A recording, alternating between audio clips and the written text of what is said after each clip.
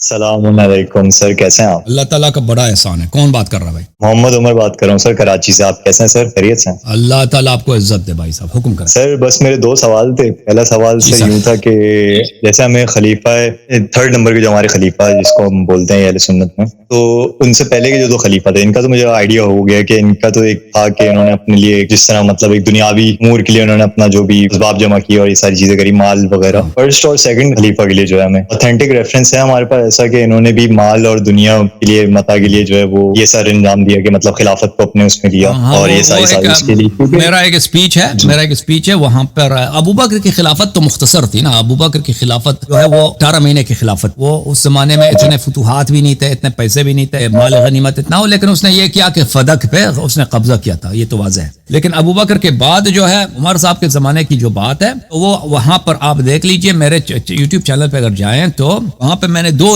کافی مفصل اسپیچ ہے کہ عمر مرتے وقت بہت امیر بن چکا تھا. عمر آغاز میں ابتدا میں یہ بڑا فقیر آدمی تھا. اس کے پاس کوئی یہ ان کا گھرانہ ہی بہت ہی ان کا کوئی معزز گھرانہ نہیں تھا. یہ لوگ بہت غریب فقیر لوگ تھے. آپ میرے چینل پہ جائیں نا، چینل پہ اگر گئے تو وہاں پہ یہ سرچ کریں، لفظ عمر ڈال دیں سرچ میں. جب لفظ عمر ڈالیں گے تو وہاں پہ آپ کے خدمت میں یہ اسپیچ آئے گا.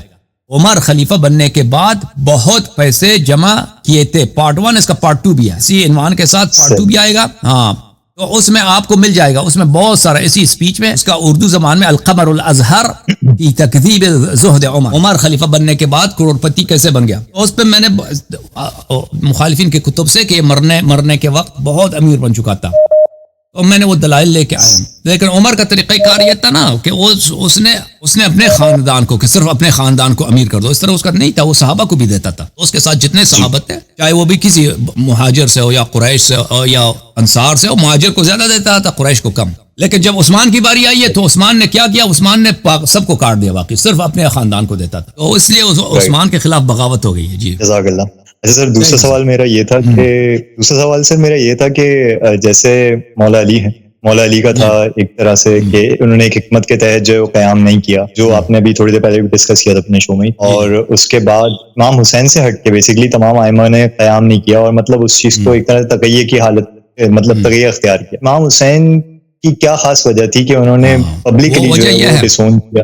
دیکھیں امام حسین علیہ السلام کے جو جس کنڈیشنز میں وہ رہتے تھے وہ کافی مختلف تھا. بقیہ ائمہ علیہ السلام کے ساتھ یہ تھا کہ اگر وہ حکومت کو نہ چھیڑیں تو حکومت ان کو چڑھنے کے لیے کوئی فوج بھیجنا نہیں چاہتا تھا تاکہ ان کو جو ہے تہس نہس کر دے. لیکن امام حسین علیہ السلام معاویہ کا بھی یہ طریقہ کار تھا کہ دیکھیں امام حسن علیہ السلام، امام حسین علیہ السلام ہے، اگر جب تک یہ حکومت کے خلاف ان کی جو خلافت ہے، ان کی حکومت ہے، ان کی جو امپائر ہے، اس کے خلاف یہ کوئی سازش نہ کریں، بغاوت نہ کریں، یہ لوگوں کو جمع نہ کریں کہ بھئی ہم یہاں پہ انقلاب کرتے ہیں، تو وہ ان کو رہنے دیں. ان کے خلاف جا کے ان کو تہس نہس کرنے کی وہ کوشش نہیں کرتے. وہ چاہتے تھے کہ مثلا کیونکہ اہل بیت علیہ السلام کی کافی پاپولیرٹی ہے عالم اسلام میں، تو ان کے ساتھ اگر ہم برا سلوک کریں تو یہ ہماری حکومت کے لیے بری بات ہے. تو وہ معاویہ جو تھا بڑا تیز آدمی تھا، اس کو پتہ تھا اس بات کا. اور وہ مرتے وقت بھی اس نے یزید کو بڑی وصیت کی تھی کہ تم جو بھی ہو جائے تم حسین علیہ السلام کو قتل نہیں کرنا، کہ اگر قتل کرو گے تو یہ تمہارے لیے اس کا بہت برے نتائج ہوں گے. وہ اس لیے کہ وہ مسلط ہی نہیں ہے اس بات کو، تمہیں ضرورت نہیں ہے ان کو قتل کرنے کی. اور اس نے معاویہ نے امام حسن مجتبی علیہ السلام کو اس لیے زہر دے کے قتل کیا تھا، وہ بھی چھپکے سے، علن سے نہیں، تاکہ کسی کو پتہ نہ چلے زہر دیا تھا، کیونکہ وہ اپنے بعد کس کو خلیفہ بنانا چاہتا تھا؟ یزید کو. اور امام حسن علیہ السلام اگر زندہ ہوتے تو معاہدہ یہی تھا کہ اگر میں مر گیا تو میرے بعد امام حسن علیہ السلام خلیفہ ہوں. اس لیے انہوں نے اپنے بیٹے کے لیے راستہ صاف کیا تھا. تو معاویہ کا جو طریقہ کار تھا یا ابو بکر عمر کا جو طریقہ کار تھا اہل بیت علیہ السلام کے ساتھ یہ تھا کہ جب تک یہ ہمارے خلاف تلوار نہیں اٹھاتے ہمیں ضرورت نہیں کہ ان کو ہم کیا کریں، ہم کو ان کو تہس نہس کر رہے ہیں، ان کو قتل کر رہے ہیں. کیونکہ اگر ہم ان کو قتل کرتے ہیں، ان کے ساتھ وہ ہماری جنگ ہو جاتی ہے تو ہماری حکومت ہی کہ اس سے کمزور ہو جائے گی، ہمارے فائدے میں نہیں ہے. لیکن یزید کا یہ طریقہ کار نہیں تھا. یزید اس فکر میں تھا کہ کیونکہ وہ اس کے خاندان کے بہت سارے لوگ مارے گئے تھے رسول پاک صلی اللہ علیہ وسلم کی جنگوں میں. یعنی جو بھی جنگیں ہوئی ہیں نا، جنگ بدر ہوا ہے، جنگ احد ہوا ہے، غزوہ احزاب ہوا ہے، جتنے جنگیں ہوئی ہیں اس میں کیا تھا؟ اس میں یہ تھا کہ ابو سفیان کفار کا سپہ سالار تھا. ابو سفیان جو تھا کفار کے لشکروں کی فنڈنگ بھی کرتا تھا، ان کو مختلف قبائل کو سیاسی طور پر ان کو متحد بھی کراتا تھا. پھر لشکر میں جب جنگ آتا تھا تو وہ سب کرنے والا وہی تھا، ان کا کمانڈر ان چیف، ان کا فائنانسیئر، ان کا لیڈر ہی ابو سفیان تھا. تو جنگ بدر میں خصوصاً اور جنگ بدر میں بالخصوص جنگ بدر میں، اس کے بعد جنگ احد میں ابو سفیان کے خاندان کے بہت سارے نوجوان مارے گئے تھے، اس کا بھائی، اس کا سسر، اس کا بیٹا، یعنی یہ جو معاویہ ہے اس کا بڑا بھائی، اس کا ماموں، اس کا باپ وغیرہ، یہ سب مارے گئے تھے اور یہ بری طرح ذلیل ہو گئے تھے۔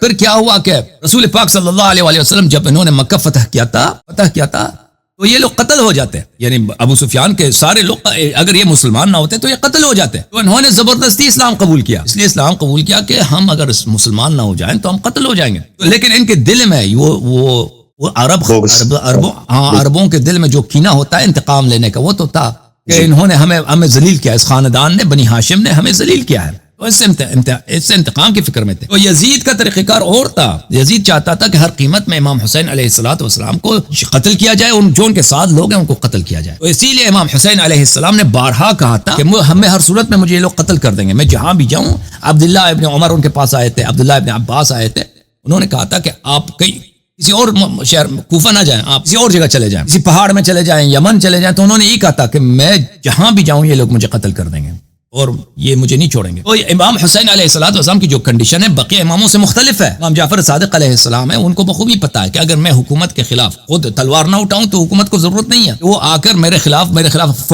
کسی فوج کو بھیج دیں۔ اسی طرح امام کاظم علیہ السلام، امام رضا علیہ السلام، بقیہ ائمہ علیہ السلام۔ امام حسین علیہ السلام کی سچویشن مختلف ہے، ان کو ہر حالت میں قتل کرنا ہے، اور اس زمانے میں کوفے کے لوگوں نے بہت، جب ان کو پتہ چلا کوفے کے لوگوں کو معاویہ مر گیا ہے اور یزید اس کی جگہ حاکم بن گیا، تو انہوں نے بہت اصرار کیا، بہت خطوط لکھے انہوں نے ہزاروں کی تعداد میں کہ آپ کوفہ تشریف لائیں اور ہم آپ یہاں پہ آپ کی لشکر ہے، آپ کی حکومت ہے، ہم سب آپ کے سپاہی ہیں، ہم آپ کے تابع دار ہیں، ہم آپ کی سپورٹر ہیں۔ امام حسین علیہ السلام نے پہلے مسلم ابن عقیل کو بھیجا، مسلم ابن عقیل نے بھی وہاں پہ چیک کیا، سب لوگوں نے ان سے بیعت کی، انہوں نے بھی خط لکھا، رپورٹ لکھا کہ سب آپ کے ساتھ ہیں، آپ آ جائیں۔ وہ جب راستے میں آ گئے تو راستے میں خبر آئی کہ مسلم اب شہید ہو چکے ہیں، تو اب امام حسین علیہ السلام کو ایک طرف سے تو ان کو پتا ہے کہ یہ جہاں بھی جائیں معاویہ ان کو قتل کر دیں گے، دوسری جانب ان کے پاس کوفہ کے علاوہ جانے کے علاوہ کوئی جگہ نہیں تھا، یعنی وہ واحد جگہ جہاں پر ان کو سپورٹ کی وعدہ کیا گیا کوفے کے لوگ ہیں، اور جگہ نہیں ہے، عراق کے لوگ۔ وہ آ گئے تو راستے میں ان کو بنی امیہ نے گھیر لیا اور ان کو شہید کیا، اور آخر تک امام حسین علیہ السلام نے یہی کہا کہ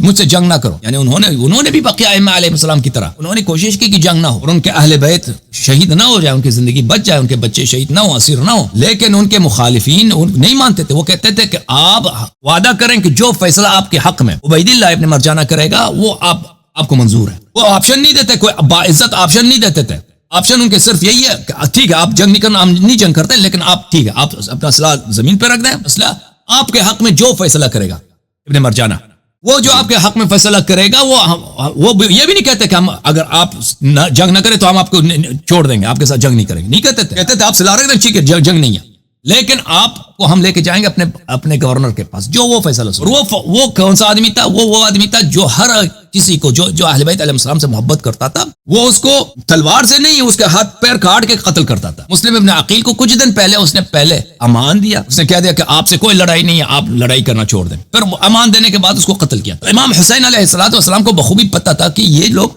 لوگ ان سے صلح ہو ہی نہیں سکتی، انہوں نے فرمایا ہے قد رکزنی بین السلۃ والذلہ ایہات من الذلہ، ان لوگوں نے میرے لیے دو راستے چھوڑ دیے، ایک ہے راستہ تلوار کا، سلہ یعنی تلوار نکالنا، نیام سے تلوار نکالنا، ان لوگوں نے میرے لیے دو آپشن چھوڑے ہیں، ایک راستہ ہے تلوار کا، دوسرا ہے کہ میں ذلیل ہو جاؤں، مجھے یہ لوگ ذلیل کرتے ہیں اور ذلیل کرنے کے بعد قتل کریں، تو میں ذلت کو نہیں مانتا۔ تو بات یہ ہے کہ امام حسین علیہ السلام اگر وہی سچویشن جو امام علی علیہ السلام کا ہے امام حسین علیہ السلام کا ہوتا ہے، امام حسین علیہ السلام تلوار نہ نکالتے، وہی کنڈیشن جو امام حسن مجتبی علیہ السلام کی تھی کہ کوئی ان کے ساتھ کوئی ان کو نہیں چڑھا، اپنے گھر میں رہ رہے ہیں عزت سے، کوئی ان کو قتل کرنے میں لشکر نہیں آ رہا، ان کو ذلیل کرنے کوئی نہیں آ رہا، اگر وہی کنڈیشن ہوتی تو امام حسین علیہ السلام تلوار نہ نکالتے، کیونکہ وہ خود امام حسن علیہ السلام کی شہادت ہوئی ہے سنہ 49 میں یا سنہ 50 میں، کربلا کا واقعہ ہے سنہ 61 میں، 11 سال تک وہ معاویہ کی حکومت میں رہے ہیں، معاویہ